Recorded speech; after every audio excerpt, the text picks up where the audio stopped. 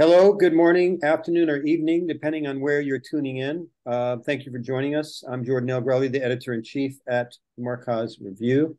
And this is TMR's roundtable discussion for our 35th issue, Public Intellectual. You know, in the 20th century, some of us remember that far back, public intellectuals were the international stars of literature and ideas. Sartre, Albert Camus, James Baldwin, Susan Sontag, Roland Barthes, Frantz Fanon, Edward Said, and many more. Here at the Markaz Review, we got around to asking ourselves, who are the public intellectuals of our time in this age of social media, smartphones, and so-called influencers? Who are they? Where are they? We published an entire issue dedicated to this question, which you can still find featured as our monthly edition until Sunday. But after October 7th, with Hamas's surprise attack on Israel and the overwhelming and completely asymmetrical response by Israel on Gaza, we began to ask ourselves another question, which is, how do we cope? How do public intellectuals, writers, academics, journalists deal with these catastrophic times? To lead the conversation, I'd like to introduce TMR's senior editor, Lina, who will moderate and introduce our guests, Moustafa, Bayoumi, and Hisham Bustani. Lina is a Lebanese writer in Beirut who's written for the New York Times and published in the Paris Review, the Baffler, and other publications. One of her essays was selected for inclusion by Alexander Chee in last year's The Best American Essays. Did I forget to mention that Lina is also Canadian? In any case, I'm going to turn it over to you, Lina. Thank you. Thank you so much, Jordan. I like how that is mentioned as one of my accolades. She's also Canadian. So I'd like to begin. Thank you, everybody who's here. I can't see you, but hopefully you're out there in the ether. So I'd like to say thank you for coming. And above all, I want to say thank you to our two guests, Moustafa Bayoumi and Hisham Bustani. So I'm going to just begin by introducing them. In no particular order, although actually I think this is in alphabetical order. So Moustafa Bayoumi is the author of the critically acclaimed How Does It Feel to Be a Problem? Being Young and Arab in America, which was published by Penguin, and it won an American Book Award and the Arab American Book Award for nonfiction. His book, The Muslim American Life, Dispatches from the War on Terror, was published by NYU Press, and it was chosen as the best book of 2015 by the Progressive magazine, and was also awarded the Arab American Book Award for nonfiction. So Bayoumi is also a columnist for The Guardian, and he writes for The Nation. His work has appeared in the New York Times, New York Magazine, The Daily Beast, CNN.com, etc. So welcome, Moustafa. And he's also the editor of a number of other books as well. Hisham Bustani is an award-winning Jordanian author of 5 collections of short fiction and poetry. Much of his work revolves around issues related to social and political change, particularly the dystopian experience of post-colonial modernity in the Arab world. His work has been translated into many languages, with English language translations appearing in journals such as the Kenyan Review, the Georgia Review, Black Warrior Review, the Poetry Review, Modern Poetry in Translation, and others. And his fiction has also been collected in such anthologies as The Best Asian Short Stories, The Ordinary Chaos of Being Human, Tales from Many Muslim Worlds. All right, so welcome to both of you, Moustafa and Hisham. Thank you so much for being here. So originally we had conceived of doing a roundtable on the topic of the public intellectual before October 7th happened. And then once it happened, we were so overwhelmed kind of by the horror and the chaos of what has been unfolding primarily in Gaza, that we felt that we should cancel the talk. And so we did cancel the talk. And then Hisham, said, well, this is the time for us to actually talk instead of not talking. So why don't we find a way to talk about this topic, or to focus it through the lens of this topic, because no one is really going to be able to think about anything else anyway. And so, I mean, we are going to be discussing here the topic of the public intellectual, but I think that, when we're faced with crises like this, and it's a situation of such urgency and such catastrophe, and it's something that is changing day by day, it really kind of calls into question and refocuses the entire idea of like, well, what does it mean to have a public intellectual? I always think about, Mahmoud Darwish, who wrote Memory for Forgetfulness, which was about his experience of living the Israeli siege on West Beirut in 1982. And there's a line that I always think about there where he talks about, he opens the book saying that he's searching for a language that he can lean on and a language that can lean on him.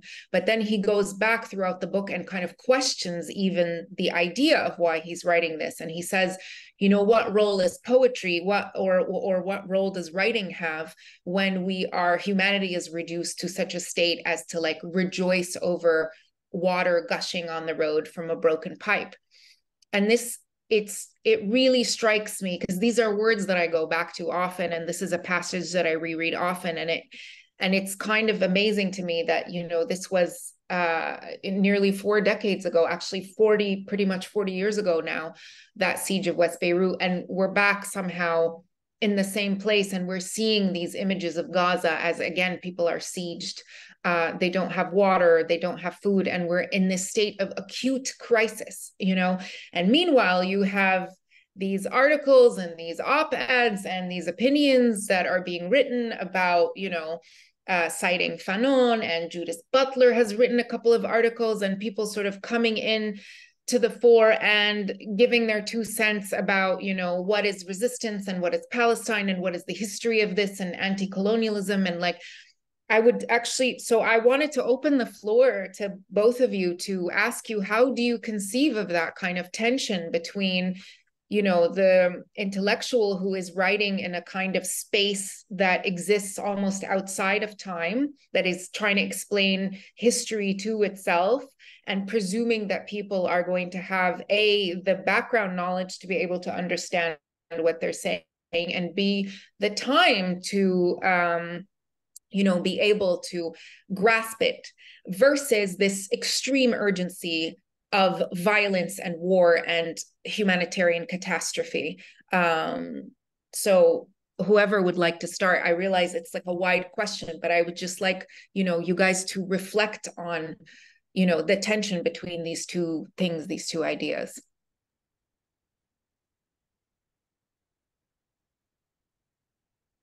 Moustafa, you want to go first? No, تفضل, please, Hisham. Well, since I, tried to push for the talk to take place, I think I want to also talk about why did I, ask for the panel not to be cancelled, because I think like what you said, Lina, many of the intellectuals, they live outside time, and I would want to say it's outside history. So they would like to imagine that there's a sphere called thinking and intellectualism, whether they're literary writing or they're reflecting on some ideas, and that these ideas are somehow, they act in the world without them acting in the world themselves. And I think this is where the paradox, comes into place. And the first person who starts to, question their own value in times of crises is the intellectual, because they would feel that they are insignificant, they can't do anything, because they have placed themselves outside, time and place, and then they are reflecting on the world from that position. And this is what I want to break, basically. And I've formulated this concept of a participating thinker or a participating intellectual. And this person, comes to mind. Frantz Fanon comes to mind. Antonio Gramsci comes to mind. Rosa Luxemburg comes to mind. And these people, there's no duality in the worlds of, thought and action. So if we bring those together, and this is where the missing link between the public intellectual and the practicing thinker comes into place. So the public intellectual is usually a commentator on events, rather than a participating person who is involved within their own community in the act of change. And this is where I think the contradiction is solved, especially in times of urgency, where I think a transformation is made inside history through direct political action, which is much needed now, rather than reflecting. Many writers like myself, especially who write fiction and poetry, they always say that we cannot write literary works in the same moment where catastrophe is happening. Usually we would want to distance ourselves and reflect, and that's true, because when catastrophe happens, I think the involving oneself, especially as I would claim the intellectual have or has a certain depth to his view on events and can contribute immensely in the movement itself as it occurs, with their own deep perceptions, and try to involve themselves and their thinking in the movement. And this is where I think, and this is why I think we should talk about it right now. And this is why I think the intellectual, especially the public intellectuals, should move one step ahead and become a practicing intellectual and involve themselves in the event rather than just watching them or commentating on them. Mm-hmm. Moustafa, well, thank you. Yeah, sorry, go ahead. Yes. No, thank you. Thank you, Lina. And I'm actually speaking to you all today also from Canada. So that's a nod for Lina. I should have added that into your bio. Yes, I am also Canadian, but I'm visiting my parents right now. And I think this is a really interesting point that Hisham is making about the difference between a public and a practicing intellectual, something that I think maybe we can talk more about. What does that actually mean? But what I would say is that I would say two things. First, I think that the role of the intellectual, and also the role of the public intellectual, is to make connections where there previously were none. Whether those are academic connections, scholarly connections, historical connections, literary connections, or even connections between different audiences. The role of the intellectual is actually to find connection where there wasn't any, and also to demythologize false connections, you could say, too, right? And so I think there's a very specific role to be played in moments of crises when you're trying to make connections. And that leads me to my second point, too, which is in my piece that I wrote for the Markaz Review, I'm actually a little bit skeptical of the idea of the public intellectual. Yeah, I was going to bring that up. The vanishing of the public intellectual. Yeah. Not because I'm skeptical of the figure of the public intellectual per se, but in fact, I'm most skeptical of the idea of a public today. Do we actually have a public?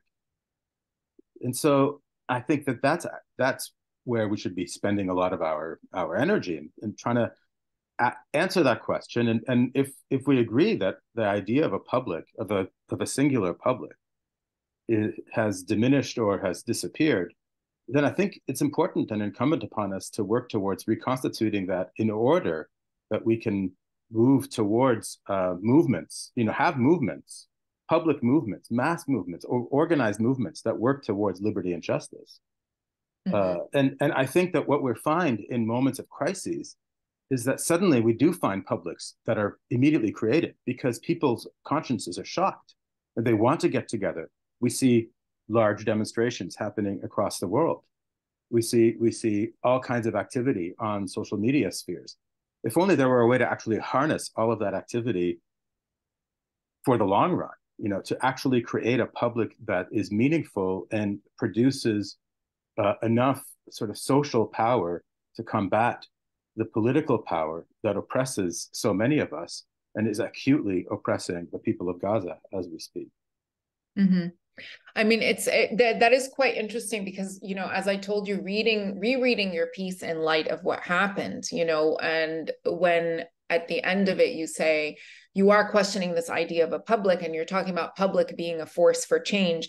And you talk about like kind of the atomization of, because of social media, the atomization of people into these like little groups of trends and ideas and things like that. And that kind of impedes people coming together into a large public and becoming a force for change.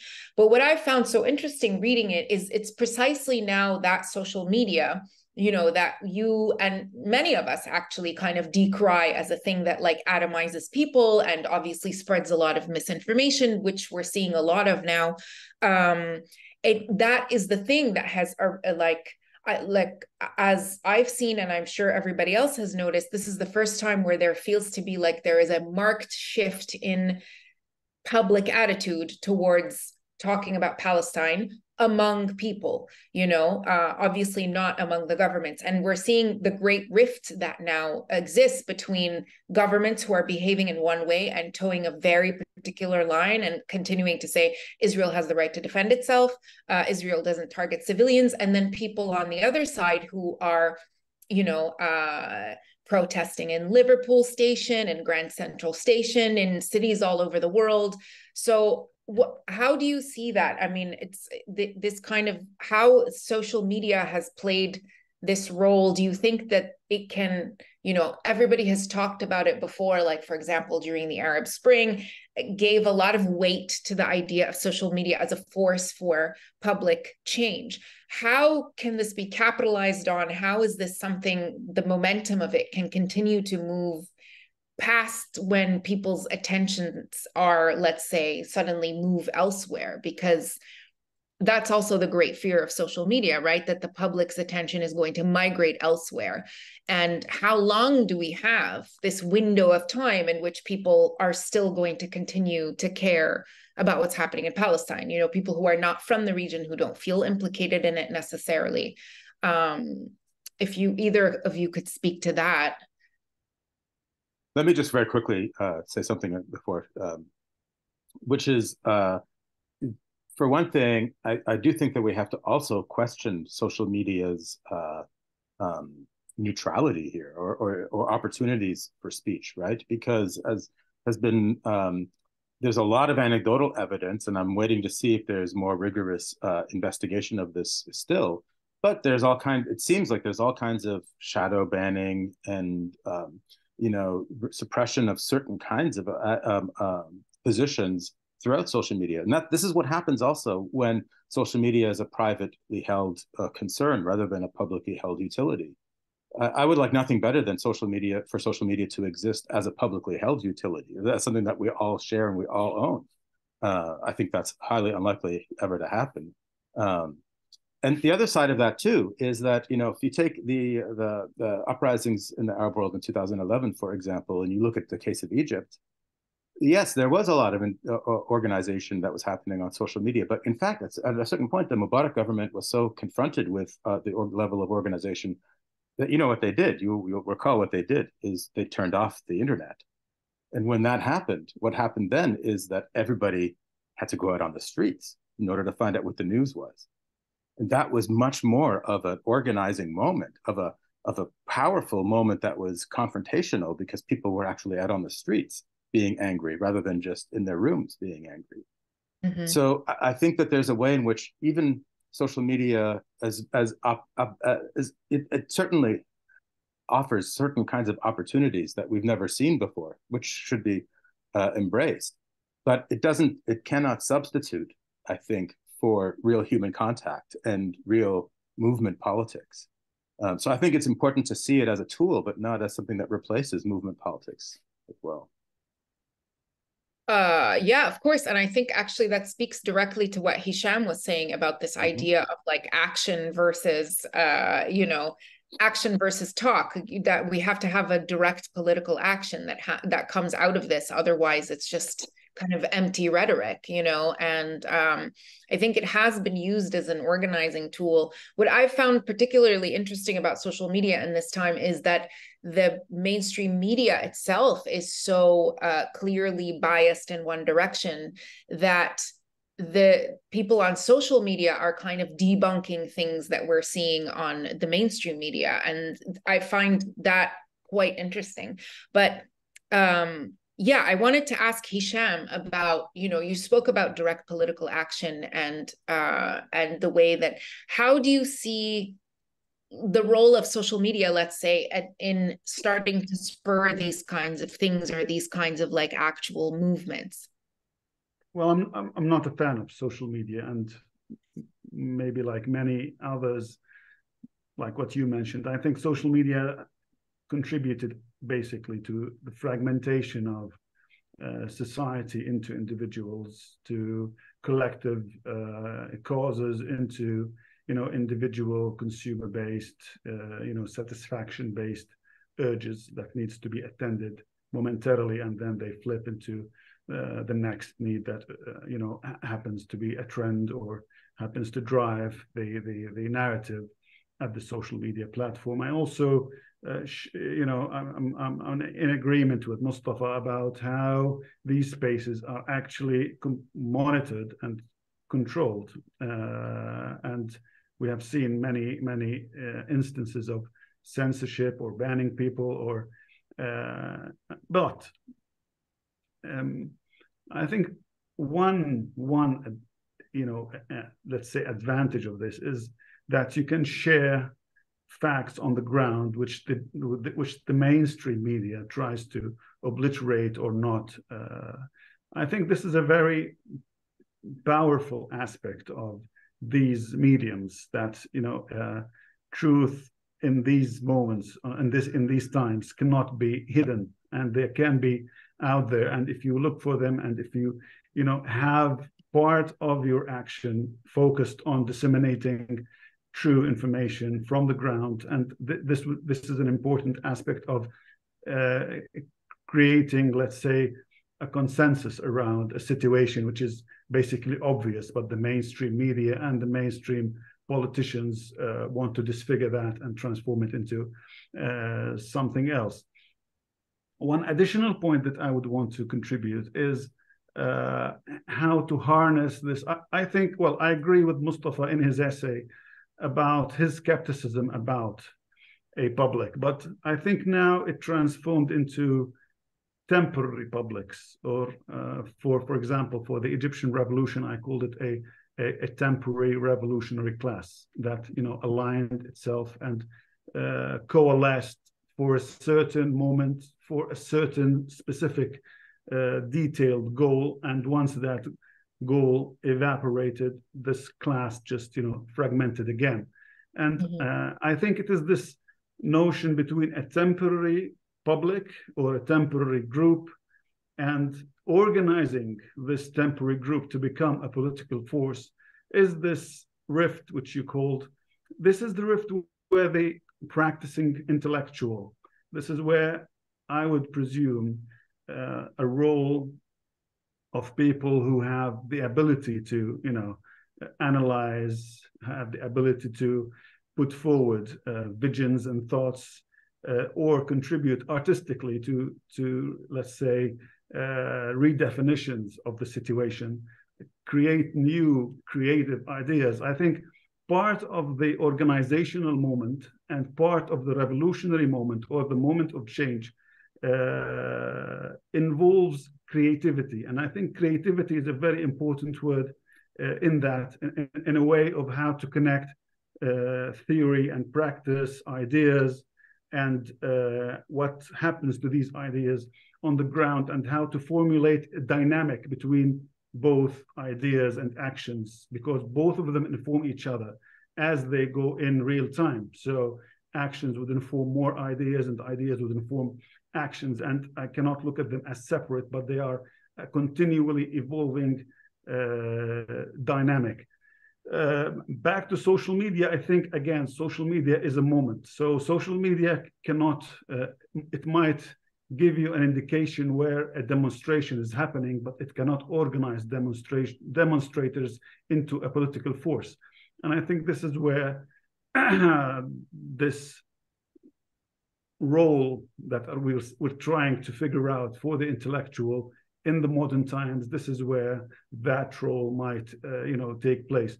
Looking back, the notion of public intellectual, actually, it has this sense of, how can I say this, hierarchy, elevation, where a public intellectual is a commentator who is commenting or analyzing things for a public who are less knowledgeable. And I think this is another problem with this now with the dissemination of social media and this widespread explosion of information. I think this hierarchy is no longer acceptable, and this is how I think an intellectual can integrate with society on the same level. And part of knowledge production that the intellectual might produce is actually interacting with their own society from the same level, rather than from this hierarchical position where they constitute some sort of authority over the public. Mm-hmm. I think that's very interesting. I mean, definitely, I agree with both of you in that social media as a tool. I don't see it as like itself doesn't have, it's only the way that it's used by people, right? It has very limited potential in that sense. But one thing is kind of what you were saying is that, what we used to have is we used to see that people required a certain kind of authority that was vested in them by institutions or education or whatever it was. And that was the authority to speak. And now what we have with social media is like, because everybody is afforded a platform, somehow what has come to stand in for that kind of like older institutional authority is the idea of a kind of moral authority, to be able to speak. And a moral authority often that arises from, let's say that you yourself are implicated, or you yourself are somebody who has lived these things and witnessed, to speak to them. That's why we see all of these ideas like emphasizing people speaking from lived experience, which isn't necessarily maybe the best way to analyze certain things, but it does make different forms of authority possible, let's say, over subjects. And I find that a particularly interesting, part of things. But at the same time, I wanted to also talk about the idea of not just misinformation, but like you were saying, Hisham, that, the good thing about social media is like we can't obfuscate or hide the truth. And you're talking about also the role of creativity in the revolutionary moment. I completely agree with you. I think, when we had an uprising here in Lebanon, it was like my first experience of something like that. And it really viscerally drove home this idea of how there's a kind of creative imaginary force, which is fundamental to revolution. And that's exactly where you have this space in which to dream up a new society. But I also feel like that's a very particular moment that arises out of a kind of chaos. And then eventually you move to a place where you have to start figuring out how to build things. And that's when you really come upon the point of despair, right? And political despair, and which is like an antithesis to creativity. And I think what I wanted to come to is that point where you were saying is like, we can't hide the truth.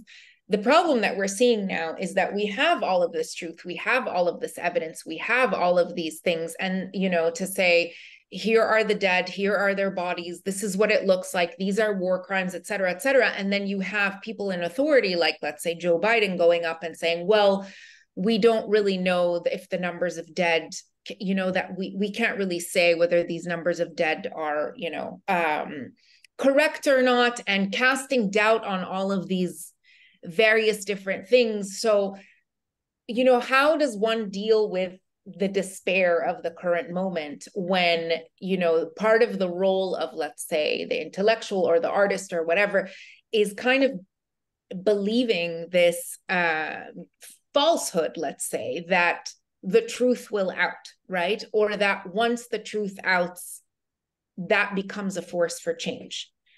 So how, that contradiction or that despair, how do we deal with it in the moment of chaos, when we're supposed to be creating and then essentially what we have is the opposite of that. Like it's the inability to create anything because we're all looking at the same reality and seeing completely different things. Well, to jump in, I think it's prior preparation and having things seen clearly before the moment of eruption. I'll take Joe Biden as an example. Well, this is what I expected out of Joe Biden. I'm not sure why people are surprised that, the head of the American state, which has supported Israel for so long, unconditionally provided it with arms and political, backing and so on and so forth, would have a different perspective. And then if we look at the colonial heritage and lineage, not just of the United States, but also of Europe, we can clearly see the connecting thread between the Israeli colonial settler project and the American one and the colonial recent past of Europe and different parts of the world and their ongoing interventionist present. So I think part of decolonization is not really centered in the so-called global South, but I think there has to be a strong element of decolonization, and this is where, again, this is an intellectual role in the global North to figure out that their own countries or their own states are completely implicit in the colonial project, and that this narrative of colonialism is deeply entrenched and embedded. This racist colonial narrative is deeply entrenched into and it's institutionalized. And this is why, for example, institutions also push back people who speak differently. They isolate them and they attack them, because colonialism, or what Anthony Ng would call the colonial encounter, has deep scars, not just in the global South, deep effects, but it also has deep effects, whether racist or supremacist or entitlement about, we are civilized, and this narrative about human rights, which, turned out to be just, hypocritical tools for selective deployment, to accomplish certain goals that are related to the interests of these ruling regimes in the North. And this is another notion which we have to, introduce in order to flip things. And this is where, again, an intellectualized effort should be made. Just to finish off, the word double standards is often used to address how the governments of Europe and the US deal with these matters. I don't think there are double standards. I think that is the colonial standard, which still applies until 2023 today, and is applied in favor of the Israeli settler colonial state, in support of that narrative. Mm-hmm. I believe in the idea of truth, but I don't know how antiquated my belief is. We're also in the moment of, what they call deep fakes, right? We're just entering that moment. Mm-hmm. We're in the moment of AI generated everything. We're in the moment where we're going to be skeptical of anything that we see that's not right there in front of our eyes. And I think the powerful will be able to harness that in ways to their advantage. I think we have to be able to be prepared for that, and also be able to advocate for truth as we know it. And that might require brand new ways of perception, brand new ways of creativity, brand new ways of thinking, brand new ways of being with each other and understanding each other. A kind of new social organization, a kind of new version of social relations. I don't know what it is. I'm not going to purport to say that I have any idea what that is. But I think we've hung on to the idea that truth, if we can just show people what's true, that people's minds will change. And I'm not sure that that's worked, all these years. I think a lot of people know what is true, and yet they still don't do anything about it, and like, so I don't know what to do at that point. I mean, I think it's more important that we search for other ways of being with each other that are outside of our sort of organized state system. I think we see how vacuous electoral politics are as a way of ensuring the values that are espoused from a society, that they are put into practice. It just never happens, right? I mean, politicians get up and they say this and that, and then they always do the opposite. And we still somehow believe that electoral politics are going to be a way, maybe next time, there'll be better people who can do it next time. I don't know. I mean, I think if anything, right now, at least in the United States, where I live, there's a great feeling of disaffection for the electoral system, and maybe that's high time that happened. I think that maybe what we really need is a kind of really profound global social revolution, insofar as we just relate to each other on a different kind of level. I apologize that I don't have a way of putting a vision what that looks like forward, but I feel like that's my feeling right now. And I think in maybe this is one major side effect of individualism. There's a lost sense of collectivity and collective ability to change things. And then people, they would feel that from an individual point of view, they are helpless and they are unable to effect any change. And they just,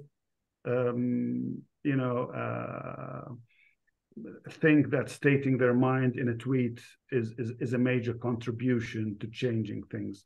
And I think the current economic political system of the world has succeeded, at least in that angle, in destroying this sense of collectivity, even large collective organizations, like huge labor unions, large political parties that work towards affecting change, and that has been channeled into the individual rights, and which basically reflects into the disempowerment of the individual.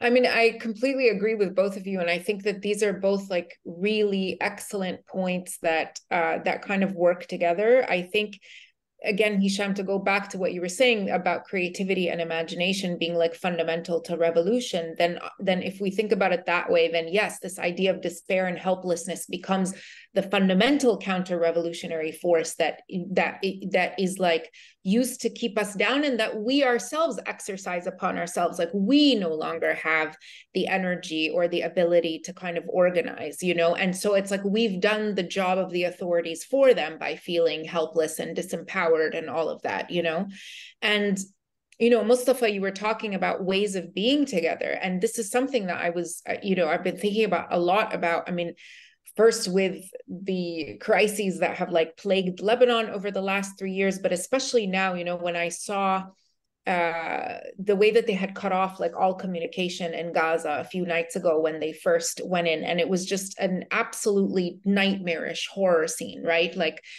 it's, you have the entire Gaza Strip completely dark.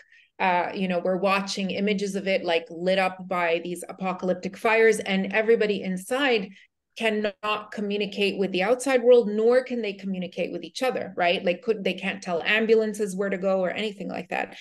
And it really got me to thinking about, I mean, fundamentally, again, like Hisham was saying, this is like a colonizer's attitude. And if we see like Israel is like colonization writ large with its, all of its mechanisms. So essentially what we have is that idea of they're always trying to cut off communication, because I think it's community that fundamentally threatens the colony, right? Like when there's a united community, that's why they will often work on eradicating language, on separating families, on dividing people along borders and things like that, so that they can't come together anymore and things. So I do think that both of these things, this idea of imagination and this idea of community that both of you have brought up, are absolutely fundamental to trying to think our way out of this. And, you know, in some ways, you know, Moustafa, like you were saying, people are now disillusioned with the electoral system. It's funny because for those of us who like don't live in the center, you know, who live in the periphery, it's always, every time there's like a US election and people start saying Republicans versus Democrats versus, like, we know that the foreign policy is never going to change. There's nothing fundamentally different about, you know, that's why like when Trump won and there was this like great wailing and gnashing of teeth, I remember watching it from the outside and thinking it was almost like these ridiculous theatrics, because it was just not going to be any different, you know, like, okay, he Muslim banned, but like, it's really no different than the kinds of other various forms of repression that, you know, have been visited on people. So I just got excited. This is not a question. This is one of those people in the audience when they say, I have a question, but it's just really a comment because, you know, yeah, it's interesting how you both got like to the point, to the heart of the matter. And to tell you the truth, I mean, I was really despairing, feeling like, you know, having any kind of conversation right now just feels so difficult.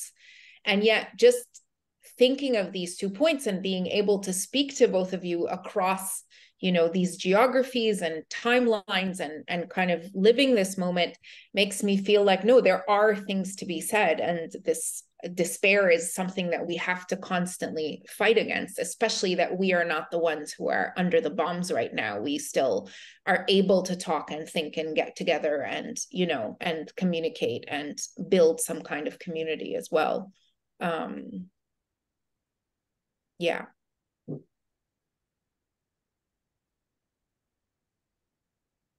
Absolutely. Yeah, Jordan is saying that the floor will be open for questions. So Lina, if you want to. Yes. First, I would just like to say also that so we have a Gaza issue that we want to offer as a gift to our readers. So I think that we will share the link. Can we do that, Jordan? We can share the link so that everybody can see. They can get this this issue for free. We'll put the link in the chat. Yes. Okay, perfect. All right. So let me take a look at our questions. Okay, so we have a question from Layla Maghribi. Hi, Layla. So she's saying, I'm a writer, and like many people at the moment, I found myself very activated on Palestine. It's true, everybody has suddenly, you know, many of us are now trying to organize ourselves on specific issues in a way that can be sustainable and effective long-term. Who are the organizers you most admire or find most effective, historically or present day? And are there any books that you would recommend on organizing effectively as a public? So basically, really just practical advice on, Hisham, what you were saying, action versus talk. So what is some practical advice for action? Well, I'm not sure, because different places have, you know, different dynamics. I can speak from where I'm from Jordan. I'm also leading a campaign against importing gas from Israel, which pumps $10 billion of Jordanian taxpayers' money into the settler colonial state of Israel and supports the war crimes that has been going on, you know, now. So for me, the main tactic was to create a wide coalition of forces around that main idea. And I think, again, collectivity and collective action is a key factor in not just succeeding. We might not succeed, but at least we need to build this, you know, collective society of political actors in order to, you know, advance ahead. And you know, the main problem is fragmentation. The campaign was formed in 2014, and if you remember, around the time of the Arab uprisings, there were a huge amount of conflict between the different political factions in the Arab world, pro and against, you know, the Arab uprisings. Some of the political factions, you know, they sided with regimes and they started, you know,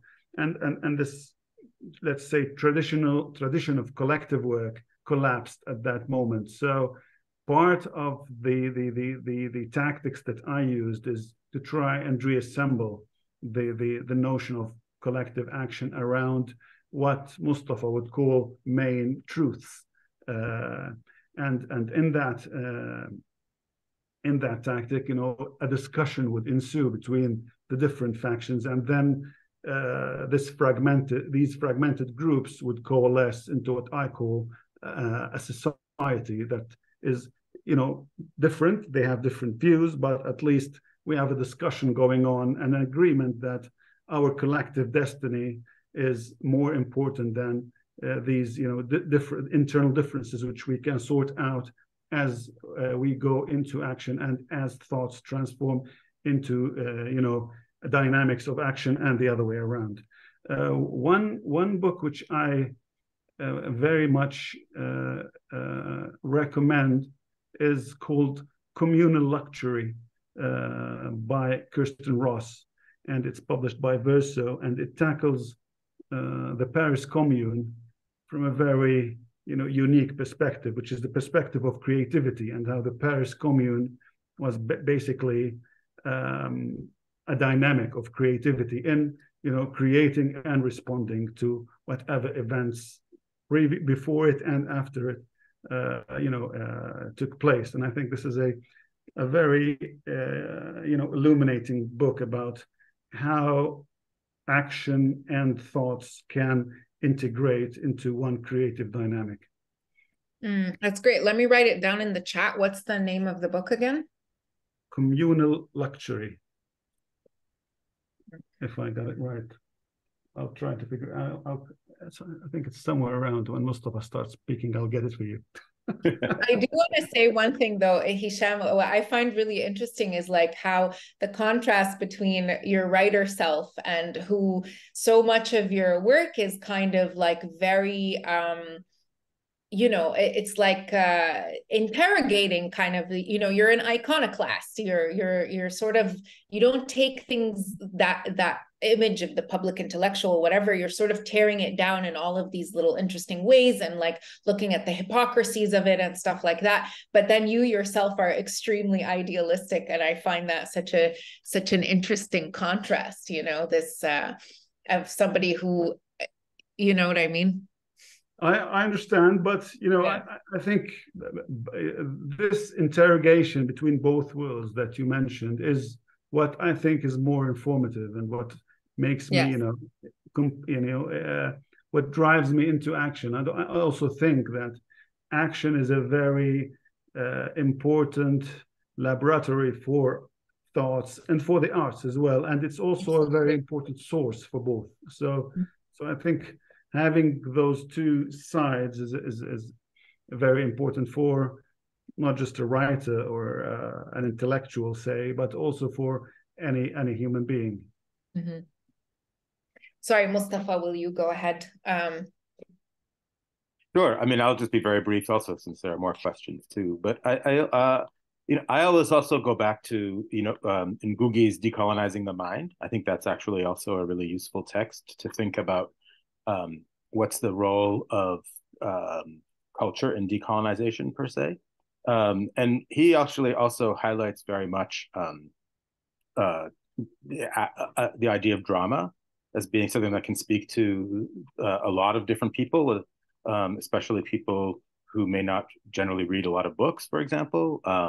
And I think street drama and street performance can be very useful and very important in these kinds of things. And that points me to the idea of the joy that's found in going to demonstrations and being part of movements that are questioning authority. Of all of that sort of revolutionary impulse is actually a joyful impulse. And if you read the work of Raymond Williams, he'll talk about how, that the idea of revolution used to have a very positive connotation in European culture, and then after the French Revolution, it gets this very negative connotation in Euro-American culture. And so I think it's really important to illustrate to people, especially people who aren't involved in kind of movement politics, the pleasures of it. Rather than being a duty, it's actually a joy. And I think that's an important element as well.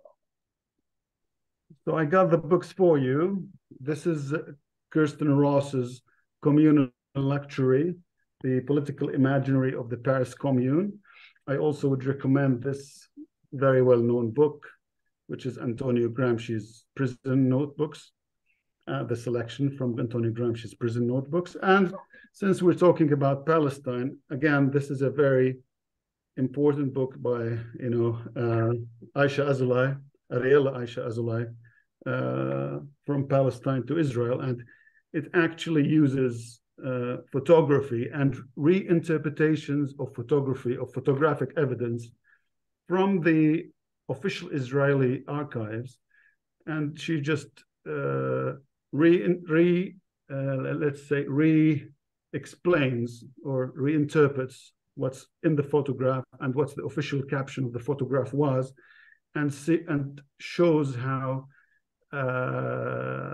colonialism is deeply embedded even inside a picture. So yeah, we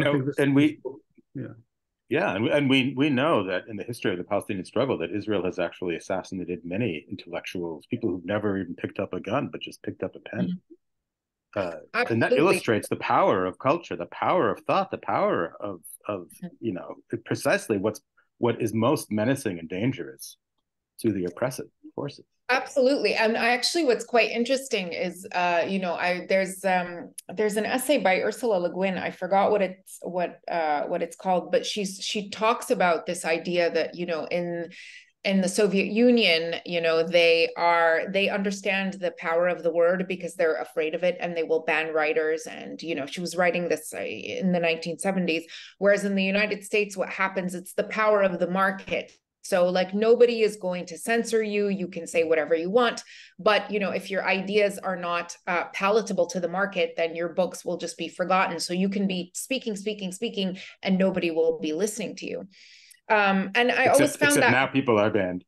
Except now people are explicitly censored. That's exactly what I was going to come to. What's interesting is that now people are being banned, they are being censored, which reminds you again of the power of words. The fact that you say the word genocide, you say the word apartheid, you talk about colonialism, you talk about, the Nakba and the history and where it goes to, and you realize that these are actually very powerful concepts that people do want to ban.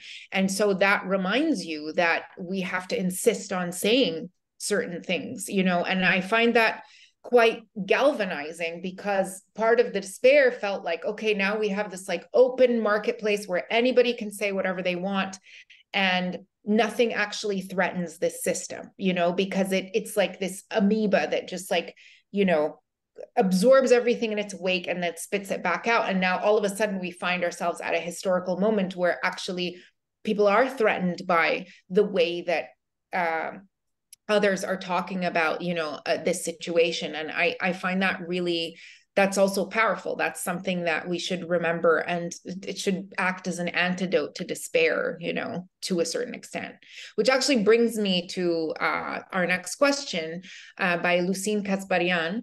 And so she's asking basically, like, as an independent journalist, how can we stay motivated when we clearly see that global elites or corporate media have no intention of abiding by the rule of law, no matter how much public consensus there is? Other than documenting facts on the ground for posterity and showcasing evidence and taking things to The Hague, how can human rights journalists or activists more forcefully impact what happens in the halls of power or on the battleground?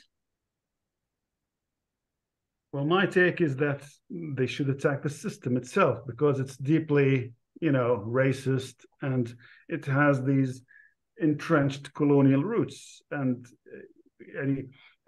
I think part of what any, again, intellectual should do is just to take the small incident and relate it to how it fits in this machinery that is oppressing the world today, and how it functions.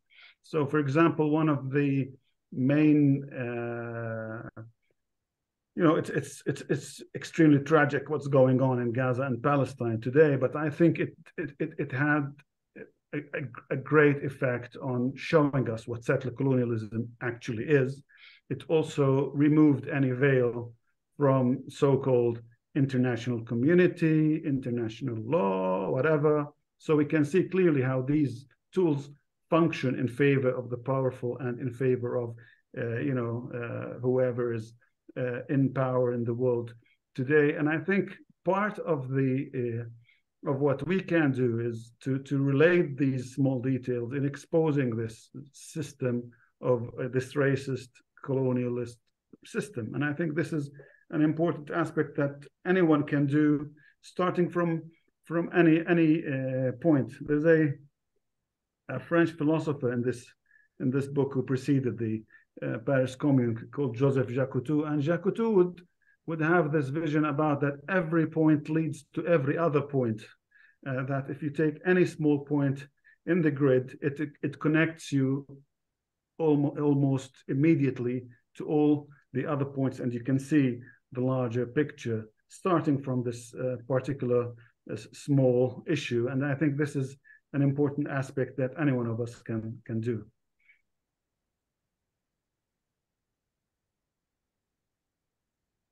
Yes, I think Jordan seems to have a question.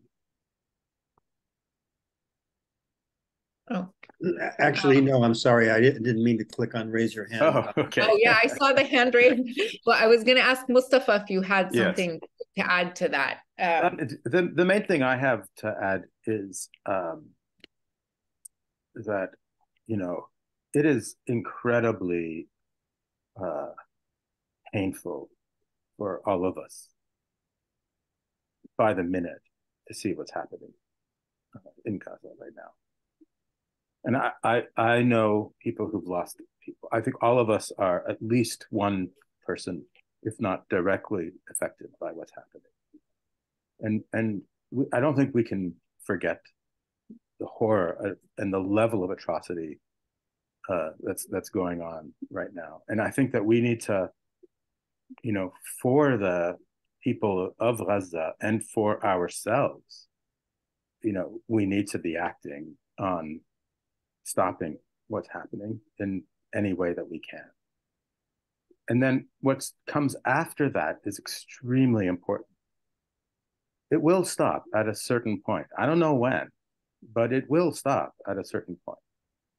And then there's going to be an enormous amount of pressure from the powerful to demobilize us from demanding more. And we have to, as a collective, and I think that the other, when Hisham was talking about the difference between the sort of the elevated notion of intellectual and the publics, I think he's right. We should totally abandon that, and we should see intellectuals as just we're part of the public too. We all have a responsibility not to be demobilized after this. We all have a responsibility to see justice and equality done, to fight the kind of racism and colonialism that we see explicitly in front of our eyes in a way that we've all known, but we may not have seen it expressed with such brutality as we see it at this moment. So, I think there's a responsibility that's attached to what we're talking about here too. And that responsibility is to not be demobilized, to further our efforts, even after the bombs stop dropping. Yeah, I want also to echo on Moustafa's point, because I think there's an important role for the free people of the world, especially in the US and Europe, which are basically supporting, giving the green light for the atrocities that are happening in Gaza today. So I think massive pressure from the free people of the world in the US and Europe is extremely essential at the moment in putting an end at least to the immediate catastrophe. So this is just to echo Moustafa on this. Yeah, I agreed. I would like to say, I'm skipping one question. There's our last question, Stacy Lewis. I'll go back to the anonymous question, but she's asking, you pointed out the complexities of relying on social media. I wonder if your guests could let us know who they are following on Twitter, Instagram, to get a clearer picture of life on the ground in Gaza and the West Bank. Thank you for this discussion. We can make a list of different Palestinian accounts to follow, but the reason I was talking about that is because everybody that I follow from Gaza is basically saying, you know, just don't, because like when crises happen, I think, you know, especially people in the West will start to say, you know, I want to donate. Where can I donate? Where can I send money? Where can I send stuff? Right. But there, you know, nothing is coming in and out of Gaza. So we see really like that there are certain kinds of, you know, those actions where you don't put yourself on the line, which are the actions that I feel like people in the West are most likely to want to do, which are, you know, I'll send some money and I'll click and I'll do this. And, you know, like, of course, that's, you know, there are certain times where that's required, but this is a situation that is like so urgent where really they're saying all of your efforts should go into campaigning to get a ceasefire. We don't need money, we don't need anything, especially when things are not, you know, and you see, you know, where like life is like sort of at its rawest, and there's no time to kind of do these things. So people are being asked to actually somehow put themselves on the line, have their own faces demanding their representatives asking for a ceasefire, go to different demonstrations, et cetera, et cetera. Like it's something that you can't necessarily just do behind a screen, you know, with like a click of the mouse. And this is what people actually are asking for at this point, you know. Yeah, anyway, that's what I wanted to. Just very briefly, you know, if you know anything about the history of the Palestine national movement, that you know that for a long time in the history of the world, it was a vanguardist movement. I mean, the Palestinian struggle for national liberation was seen as the struggle, a global struggle for liberating all of us. And I think that element of you know, the way in which, if we see the Palestinian struggle as central to our, as a way that we can also free ourselves from the oppressive forces that surround us, I think that's an extremely important element to why people should also be getting involved. I mean, it's a way that actually the whole world can move forward. Yeah, yes. And whoever is watching us at the moment, the message is, your battles are not in Gaza. The Palestinians are battling in Gaza. Your battle is in your own society, in your own country, against your own government. And this is what we're doing here in Jordan, for example, in the campaign, and this is what everybody has to do. And I think the battle should be politicized and political. Do not shy away from the political into the humanitarian. You know, the political is now urgently needed. Absolutely. Yes, absolutely. Yes, this idea of shying away from the political to the humanitarian, that's a very, very, very good point. And that's kind of, you know, it succinctly captures sort of what I was trying to more awkwardly say with this idea of like, it's not your donations that are required now, it's like your direct political action. So I think that's like a great, you know, if we all take one thing away from that talk, it's to sort of insist on politicizing things and not have this wishy-washy humanitarian language, which actually is what we're seeing from the politicians who are deigning to make some kind of concession, you know, to the Palestinian side now, saying, you know, we need to stop you know, we need to stop the humanitarian catastrophe, as though it's like some kind of flood or act of God, as opposed to like an actual thing that's happening. So we have an anonymous question. Would it be an overreach to claim that academia itself is a remote entity limited to the intent of comprehension and with context to literary theory, both political and non-political, devoid of any actual practicality? As a student or pursuer of academia, there's a certain helplessness that overwhelms you in times like these. If that may be true. To an extent. Sorry, Moustafa, go ahead. Well, I'll just say that may be true to a certain level, but it's also true that students have always been a revolutionary population in any society too. So, you know, campus politics are also important for moving positions forward.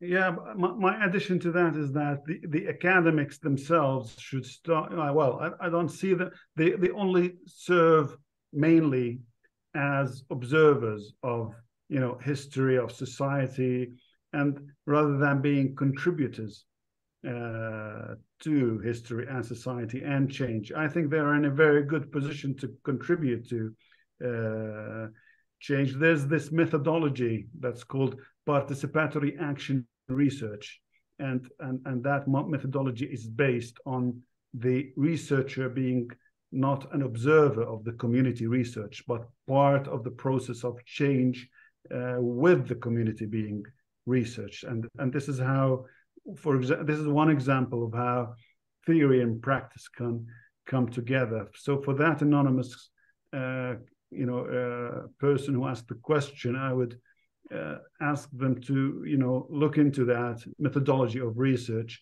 and try as hard as possible to become part of your communal change, of your community's change, rather than being just an observer and interpreter or analyzer of societal phenomena or historical phenomena.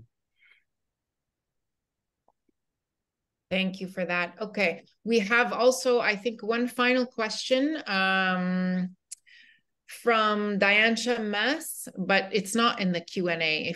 If you can write it down in the Q&A, I know you had your hand up, but I can't see your question here.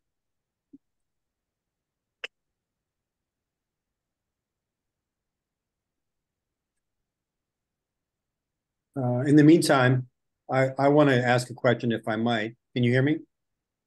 Yes. Okay. Hi, this is Jordan, for those I don't know. The question is, we're encouraged to speak out now and organize, but, what do you say about all the backlash that we see? For example, the editor-in-chief of Art Forum was fired. There's a lot of people being canceled, whether their events are being canceled, they're losing their jobs, even in the West or the North. So, it's a little bit tricky right now. Moustafa, maybe you're in a better position to address that. The more people speak out, the more safety there is in people speaking out. And the more people are scared to speak out, the more the fear will permeate the society. So I think that we just have to speak and speak and speak. Say what you believe, and people will have to come to your support. We saw that actually in Art Forum. Four other editors have resigned in protest to the editor's resignation, and the magazine, I think, will lose politically and will lose credibility for that very reason of that firing. So I think it's we shouldn't. Fear is individual. Our ways to combat fear is collective, and so that's the answer, I think. Yeah, absolutely. I mean, it's sorry, Hisham. No, go ahead, Lina. Go ahead. No, I was just gonna say this. I mean, this idea of like the communal thing is like, they can't cancel everybody. Like if everybody makes themselves cancelable, like you can only be canceled if you're canceled from something. But if everybody is willing to be canceled, then it like completely loses its power. Yeah, my addition was that I think we should how can I say this? Resuscitate, reintroduce this global solidarity or global action, and we should start reaching towards each other, because this oppressive system works globally. You can see that in what's going on in Gaza. It consolidates globally. So I think if we confront it individually, it'll be the defeat of us. But I think resuscitating or reintroducing this grand solidarity of people around the world, I think this also might bring. How can this be done? I'm not sure. We're trying, for example, in Jordan and in the Arab region, we're trying. We've been prompted from what's going on in Gaza to again connect in the Arab world with different movements and coalesce and start working together again. And I think this has to be on the global front again, with different organizations that believe in justice to again work together. And this might solve part of these problems you're mentioning. Absolutely. Before we wrap up, actually, I would just like to say, so Diane Shammas, she's a writer and she's in our Gaza issue. She's also a former professor of Arab American Studies and lived in Gaza for months at a time for 6 years. So she didn't have a question. She wanted to contribute another book recommendation to everybody. So she's saying that an excellent book to read is Anthony Lowenstein's book, Palestine Laboratory. And she also talked about, she's now studying the history of Black and Palestinian transnational solidarity. And this is something that she is now seeing in the marches, and asking if everybody else who's going to marches and demonstrations is seeing that.